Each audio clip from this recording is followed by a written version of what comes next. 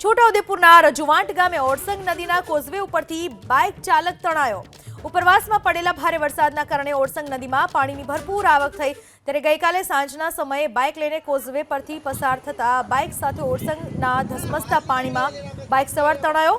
નજીક બેઠેલા લોકોએ તાત્કાલિક નદીના પાણીમાં ઉતરીને બાઇક ચાલક અને બાઇકને બંનેને બહાર કાઢ્યા।